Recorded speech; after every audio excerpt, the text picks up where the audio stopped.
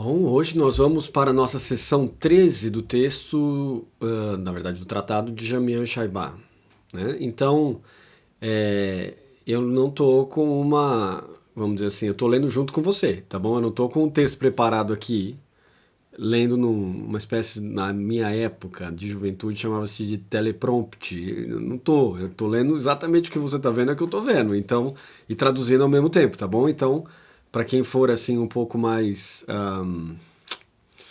criterioso em relação às palavras, colocações, etc., é uma tradução livre. Então, e eu estou lendo ao mesmo tempo. Então, não preparei nada, tá bom? Então, vamos direto aqui. Né? Eu mantenho aquela tradição chinesa que diz assim: se a pessoa é boa naquilo que ela faz, ela não fica se preparando para fazer aquilo que ela tem com fu, aquilo que ela tem habilidade. Né? Então, vamos lá. Vamos começar aqui. Uma breve indicação dos termos do corpo externo e interno. Isso tem 4 partes: afirmações dos proponentes individuais, dos princípios externos e internos, outer and inner, who is respected, how the lower tenet systems serve as pedestals to the higher, que são respeitados, e como os sistemas de princípios inferiores servem como pedestal para os superiores, and the feature of how they fall or do not fall to subtle extremes, e as características de como eles caem ou não caem nos extremos sutis. Né? E aí nós temos aqui, em tibetano, aquilo que brief indication of outer and inner terms of the body, the parts of the body, né? Aqui, ó. E aqui tá aqui, ó. Nimpa, lu, qi, con, ne, tor, te, pa, lá, né? Então aqui nós temos isso aqui, ó, a breve indicação aqui em cima. E aqui tem 4 partes, né? Aqui começa com so, se, aí continua, né? Tá bom? E aí é do, pa, dan, né? E aí vai embora. Vamos lá, vamos continuar aqui. 1. Afirmações dos proponentes individuais dos princípios externos e internos, né? Nam, po, ni. E aí temos aqui no meio so, se, tom, pa, né? Então, through proving or refuting the objects conceived by a view of a self, there are 2, outer and inner.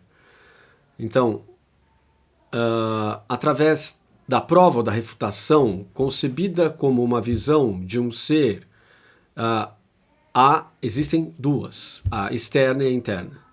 Sobre a primeira, ou seja, a externa, by way of the manifest and the obscure, there are proponents of annihilation and of permanence. Sobre a primeira, pelo o modo de manifestar e, vamos dizer assim, the obscure, o modo manifesto e o modo obscuro ou oculto, there are proponents of annihilation and of permanence. Há os proponentes, né, aqueles que propõem, aqueles que afirmam a aniquilação e aqueles que afirmam a permanência. Isso faz um eco ao Dhammacakkappavattana Sutta do Buda, onde ele diz: ó renunciantes, há 2 extremos que devem ser evitados. A indulgência no prazer, um apego pelo prazer, é isso aí, o lado da permanência, que a gente chama de Sasvatavada.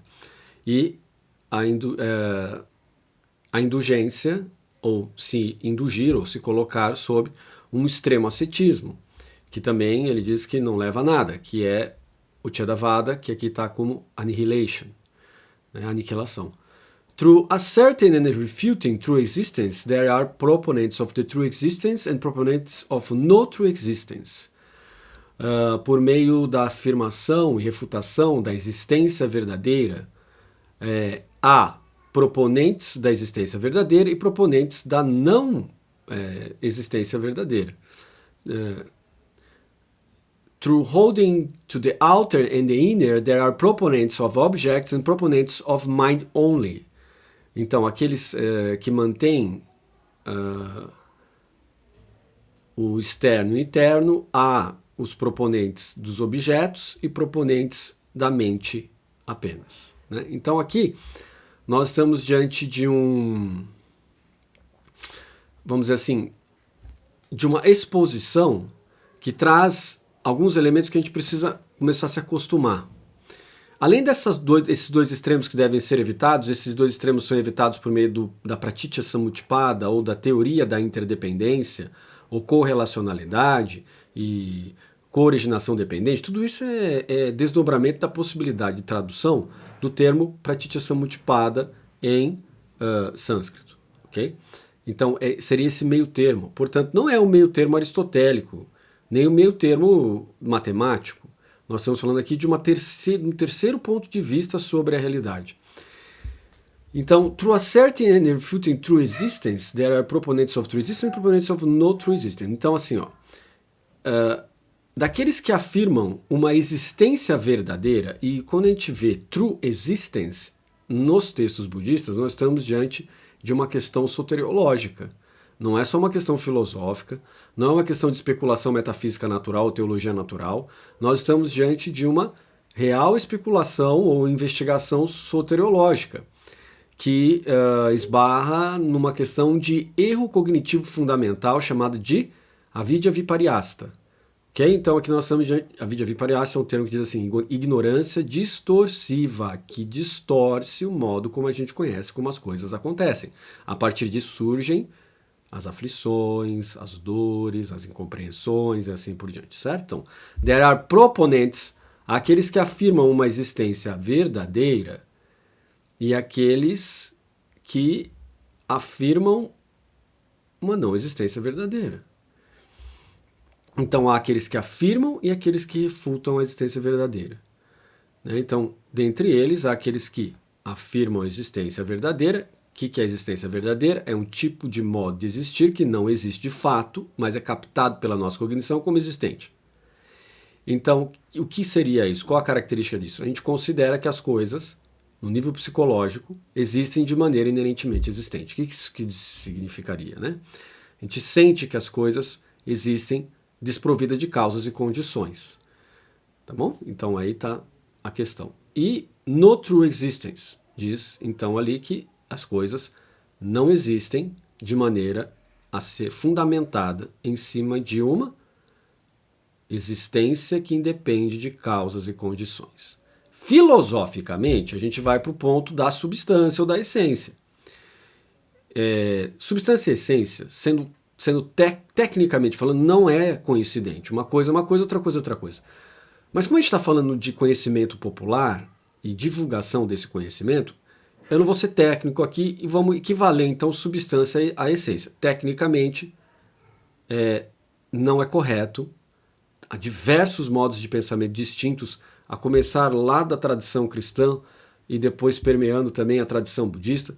Então, não é equivalente. Mas para os fins que nós precisamos, que não é um curso específico de formação, nem é um aprofundamento muito grande em cima das coisas que a gente precisa fazer ou pensar, mas é uma visão geral em cima desse tratado clássico tibetano, que hoje ainda é estudado no monastério de Debuz Lozelim. Então nós temos essa posição que nos permite dar uma visão geral sobre a questão, né? Do contrário, nós estaríamos diante de uma graduação de filosofia, graduação de teologia, mestrado ou doutorado em ciências da religião, que aliás eu sou professor na Universidade Metodista de São Paulo, né, no curso de pós-graduação estrito sensu em ciências da religião, na área de linguagens e epistemologia. Se você tiver interesse em fazer mestrado, doutorado comigo, manda um e-mail lá para a instituição e a gente pode conversar, né, sabendo que minha área envolve a área de linguagem técnica e de línguas instrumentais, como sânscrito, pali, necessariamente chinês e tibetano, tá bom? Então, aí nós estamos diante mais de uma questão técnica na consecução de mestrado e doutorado. Mas vamos continuar aqui. Through holding to the outer and the inner, there are proponents of objects and proponents of mind only. Aqueles que mantêm tanto o externo quanto o interno. Há aqueles proponentes de objetos e proponentes de apenas a mente como existente, né? Então nós estamos falando aqui proponentes de objetos sarvastivada, theravada, proponentes of mind only, aí nós estamos falando da Chittamatra, Yogacara Chittamatra, ok? Esses proponentes de objetos aqui eu não estou tão certo que é Sarvastivada Theravada só, porque pode ser Madhyamaka Svatântrika, mas vamos continuando para a gente descobrir isso, certo? Então aqui deixa eu ir para o PDF aqui, para mexer ele. E aqui você tem, né,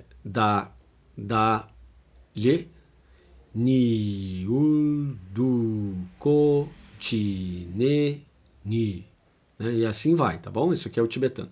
Então vem a palavra do comentário sobre o texto raiz, que normalmente é uma repetição daquilo que estava lá no texto inicial, com um pouquinho mais de informação. Vamos lá. The proponents of outer tenets are established from the perspective of their affirming that the objects conceived by a view of a permanent, unitary, independent self is correct. Então, os proponentes dos princípios do sistema externo foram estabelecidos, ou são estabelecidos, a partir da perspectiva da afirmação de que os objetos concebidos por uma visão de uma permanência,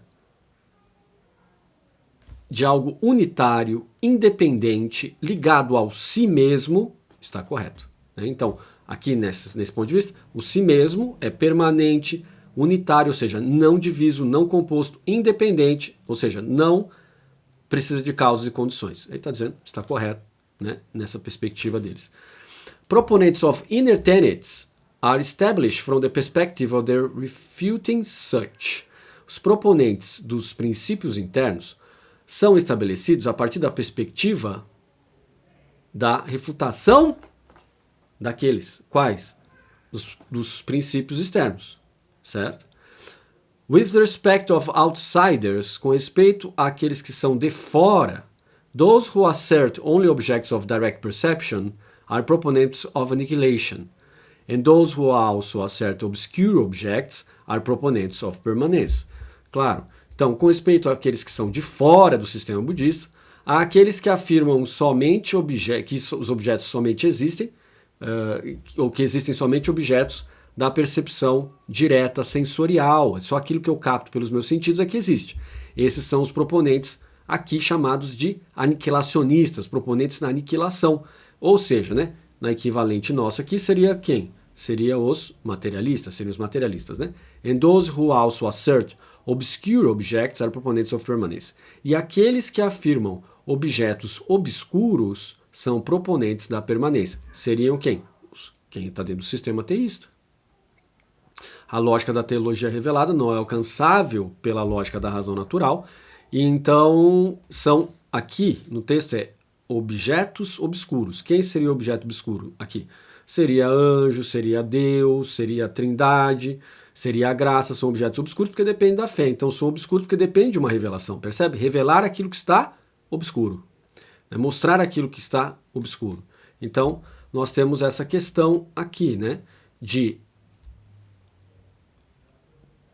proponentes de realidade externa, o que a gente chama de realismo, proponentes de realidade interna, o que não é bem isso, mas a gente pode chamar de subjetivistas, e depois nós temos os proponentes de fora do sistema budista, que seriam aqueles que são os materialistas e aqueles que acreditam na verdade revelada, numa teologia, vamos dizer assim, revelada, né? E claro que ele não está mencionando a escola Madhyamaka. A escola Madhyamaka não é nem proponente de algo subjetivo, nem proponente de algo objetivo, é proponente de algo interdependente, certo? Certo.